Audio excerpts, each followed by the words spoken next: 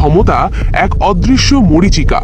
কেউ একে ধরতে গিয়ে নিঃস্ব হয়, আবার কেউ নীরবে ছক কষে পুরো দাবা খেলার বোর্ড উল্টে দেয়। 29 নম্বর মিন্টু রোড। বাইরে থেকে দেখলে মনে হবে এক শান্ত প্রাচীন লাল দালান, কিন্তু এই দেয়ালের ভেতরে কান পাতলেই শোনা যায় ক্ষমতার পালাবদলের এক ভয়াবহ পদচ্ছনি। 16 বছর ধরে যে ভবনটি ছিল কার্যত একটি মৃত আগ্নেয়গিরি, আজ তার প্রতিটি ধূলিকণায় বারুদ জমতে শুরু করেছে। এই লাল দালানের ভেতরে এখন যিনি বসে আছেন, তিনি ছকে চলেছেন এমন এক চাল যা বদলে দিতে পারে পুরো দেশের ভবিষ্যৎ। কি সেই চাল? কারা কাঁপছে এই লাল দালানের নতুন বাসিন্দার পদভারে? স্বাধীন বাংলাদেশের ইতিহাস ঘাঁটলে একটি অদ্ভুত সত্য বারবার চোখের সামনে ভেসে ওঠে। এই লাল দালান, যা বিরোধী দলীয় নেতার সরকারি বাসভবন হিসেবে বরাদ্দকৃত, এটি আসলে প্রধানমন্ত্রীর চেয়ারে বসার এক অলিখিত প্রবেশদ্বার। এই ভবনের বারান্দায় দাঁড়িয়ে একদিন আওয়ামী লীগ নেত্রী শেখ হাসিনা এবং বিএনপি চেয়ারপারসন বেগম খালেদা জিয়া স্বৈরাচার পতনের ডাক দিয়েছিলেন। এই দালান থেকেই তারা রচনা করেছিলেন নিজেদের ক্ষমতার পথ। কিন্তু তাদের সেই যাত্রায় একটি সুবিধা ছিল: পারিবারিক রাজনীতির উত্তরাধিকার।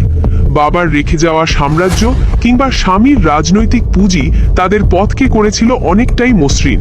কিন্তু গত 16 বছর ফ্যাসিবাদের সেই অন্ধকার যুগে এই লাল দালান যেন তার আত্মাই হারিয়ে ফেলেছিল। সংসদে তখন বিরোধী দলের নামে চলছিল এক অদ্ভুত প্রহসন।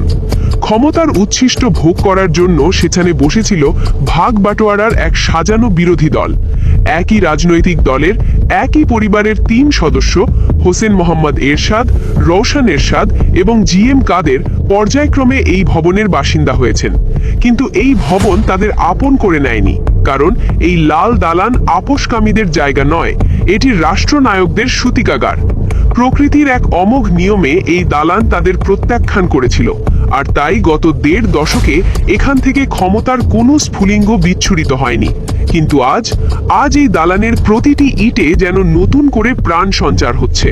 স্বাধীনতার 54 বছর পর এমন এক ঘটনা ঘটেছে যা বাঘা বাঘা রাজনৈতিক বিশ্লেষকদেরও হিসেবের খাতা এলোমেলো করে দিয়েছে।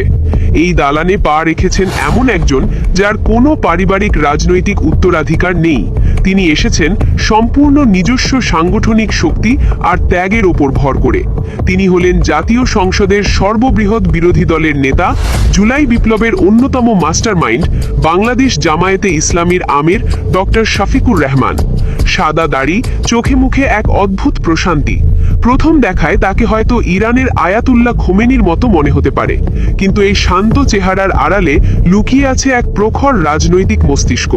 তিনি ঠিক তার পূর্বসূরি 2 নেত্রীর মতোই এই লাল দালান থেকে সরাসরি প্রধানমন্ত্রীর কার্যালয়ের দিকে পা বাড়ানোর ছক কষছেন কিনা তা নিয়ে ইতিমধ্যেই ফিসফাস শুরু হয়েছে ক্ষমতার অলিন্দে। তার এই উত্থানের পেছনে কি রয়েছে কোনো গভীর রাজনৈতিক সমীকরণ, নাকি এটি শুধুই সময়ের দাবি? জনমনে একটি প্রতিষ্ঠিত ধারণা ক্রমশ ডালপালা মেলছে। সদ্য সমাপ্ত রাজনৈতিক পট পরিবর্তনে জামায়াতে ইসলামী চাইলে এককভাবেই রাষ্ট্র ক্ষমতার মসনদে বসতে পারত, কিন্তু তাদের অত্যন্ত সুকৌশলে বিরোধী দলের চেয়ারে বসিয়ে রাখা হয়েছে। এটি কি কোনো স্বাভাবিক প্রক্রিয়া ছিল, নাকি এর নেপথ্যে কাজ করেছে এক অদৃশ্য নীল নকশা? সম্প্রতি অন্তর্বর্তীকালীন সরকারের একজন শীর্ষ উপদেষ্টার একটি মন্তব্য এই জল্পনার আগুনের রীতিমতো ঘি ঢেলেছে। মুখ ফসকে তিনি বলেই ফেললেন এক অমোঘ সত্য: আমরা তাদেরকে মেইন স্ট্রিমে যেতে দেইনি।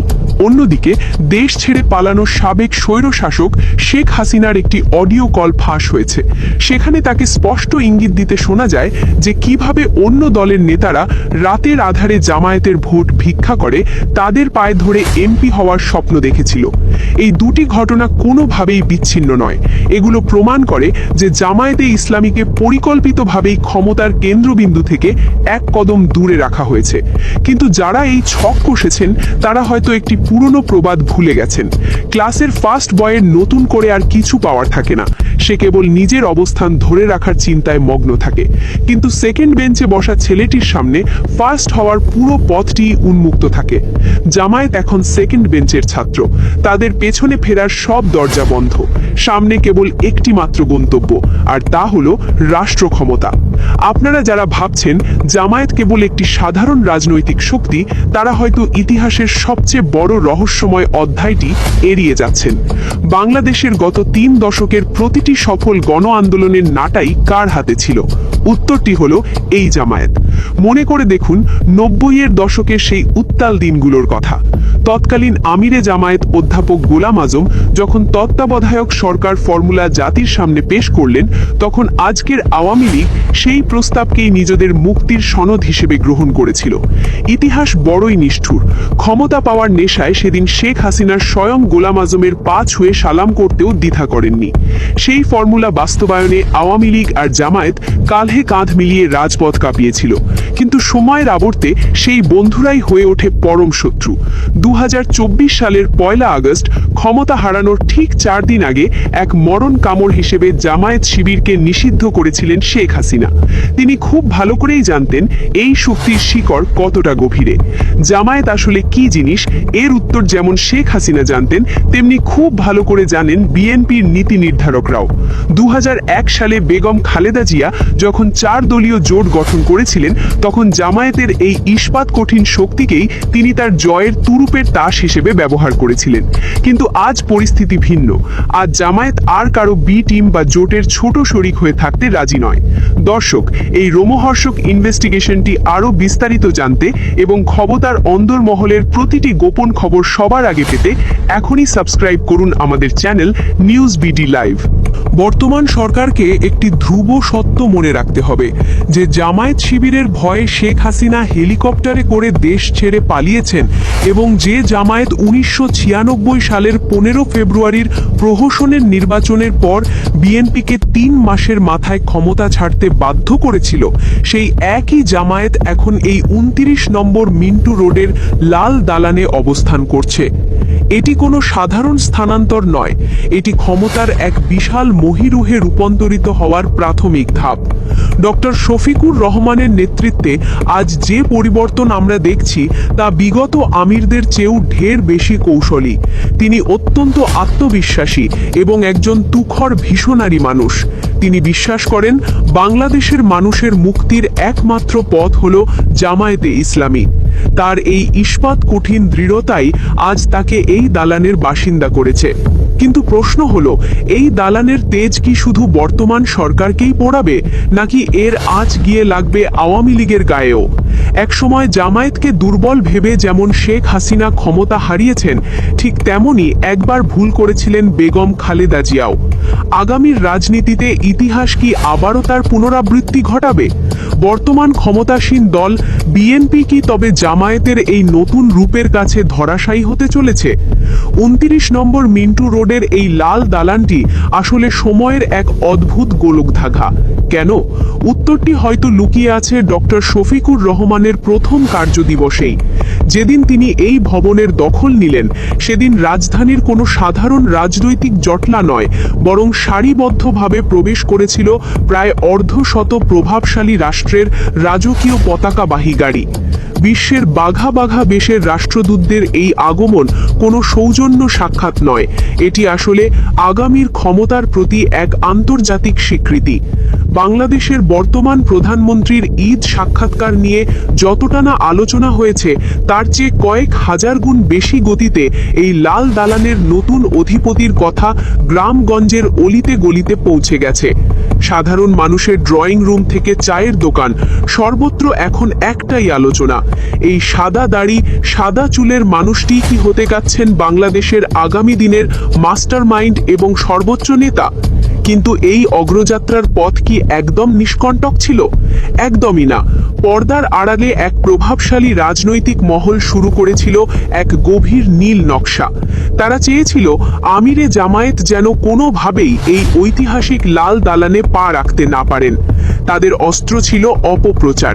তারা প্রশ্ন তুলল, যিনি সরকারি প্লট বা ট্যাক্স ফ্রি গাড়ি নিতে অস্বীকার করেন তিনি কেন এই রাজকীয় বাড়িতে উঠছেন? বাস্তবে ডক্টর শফিকুর রহমান তাদের সেই সাজানো চালটি এক নিমিষেই নস্যাৎ করে দিয়েছেন। তিনি স্পষ্ট জানিয়ে দিয়েছেন, ব্যক্তিগত ভোগের জন্য স্থায়ী প্লট বা গাড়ি তিনি নেবেন না এবং নেনওনি। কিন্তু বিরোধী দলীয় নেতা হিসেবে পাওয়া এই প্রোটোকল, এই লাল দালান বা সংসদ ভবনের কক্ষ, এগুলো তার ব্যক্তিগত অধিকার নয়, বরং তার উপর অর্পিত জনগণের আমানত। এটি তার ব্যক্তিগত বিলাসিতা নয়, বরং একটি সরকারি দফতরের মতো কার্যকর কেন্দ্র। 29 নম্বর মিন্টু রোড কোনো বিচ্ছিন্ন দ্বীপ নয়, এটি খোদ মন্ত্রীপাড়ার হৃৎপিণ্ড। রাজনৈতিক বিশ্লেষকদের মতে এই লাল দালানের উত্তাপ যদি একবার সীমানা ছাড়িয়ে যায় তবে পুরো মন্ত্রীপাড়া দাউ দাউ করে জ্বলে উঠতে বাধ্য। এখান থেকে যে কোনো আন্দোলনের ডাক দেওয়া হলে তা সরাসরি ক্ষমতার মসনদকে নড়বড়ে করে দেওয়ার ক্ষমতা রাখে। তাই যারা ভাবছেন জামায়াতকে কোণঠাসা করা সহজ, তারা হয়তো ভুল মন্ত্রে দীক্ষা নিচ্ছেন। আগামী দিনের রাজনীতিতে এই দালান থেকেই এমন সব নাটকীয় মোড় আসবে যা ক্ষমতাসীনদের কল্পনারও বাইরে। জামায়াত এখন আর সেই পুরনো ছকে নেই। তারা এখন অনেক বেশি কৌশলী, অনেক বেশি ধীরস্থির এবং তাদের লক্ষ্য এখন অনেক বড়।